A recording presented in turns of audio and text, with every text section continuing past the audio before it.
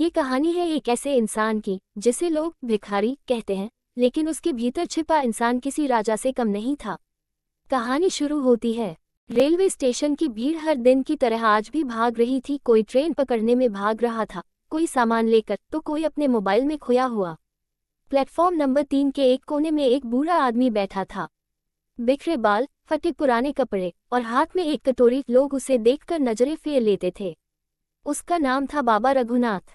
हर सुबह 5 बजे स्टेशन आता, एक कोने में बैठ जाता और आने जाने वालों से चुपचाप कुछ सिक्के मांगता। कोई देता, कोई नहीं। एक दिन एक 10 साल का बच्चा आरव अपने पिता के साथ ट्रेन पकड़ने आया। ट्रेन लेट थी तो वह प्लेटफॉर्म पर टहल रहा था।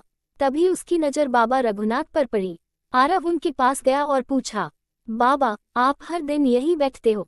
बाबा मुस्कुराए और बोले, हाँ बेटा, यही मेरा घर है, यही मेरा संसार। आरव ने फिर पूछा, क्या आपके पास घर नहीं है? बाबा बोले, घर था, परिवार भी था, पर जिंदगी की रेलगाड़ी ने सब पीछे छोड़ दिया। अब ये प्लेटफॉर्म ही मेरी दुनिया है। आरव चुप हो गया, फिर बोला, आप पढ़े लिखे लगते हो, क्या आप कुछ काम नहीं कर सकते? बाबा ने लंबी सांस ली और कहा, कभी स्कूल में मास्टर था बेटा, पर बीवी की बीमारी, फिर नौकरी गई, फिर सब कुछ बिक गया। किसी ने हाथ नहीं पकड़ा, धीरे धीरे सड़क पर आ गया। आरव को ये सुनकर बहुत दुख हुआ। उसने अपने पापा से जाकर कहा, पापा, वो बाबा बहुत अच्छे हैं, पढ़े लिखे हैं, हम कुछ कर सकते हैं क्या? पापा ने पहले टाल दिया, लेकिन बेटे की मासूम जिद ने उन्हें सोचने पर मजबूर कर दिया।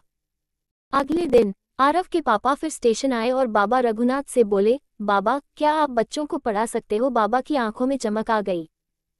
क्यों नहीं बेटा, यही तो मेरा असली काम था। फिर क्या था? स्टेशन के पास एक छोटी सी झोपड़ी में आरव के पापा ने एक फुटपाथ स्कूल शुरू करवाया।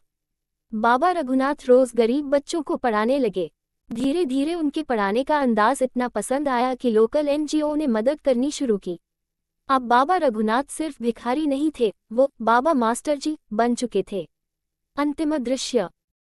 स्टेशन पर अब भी भीड़ भागती है, लेकिन अब कोने में एक क्लास चलती है। बच्चों की हंसी, किताबों की आवाज और एक आदमी जिसकी पहचान अब गरीबी नहीं, शिक्षा बन चुकी है। सीख संदेश, कभी किसी को उसकी हालत से मत आंको।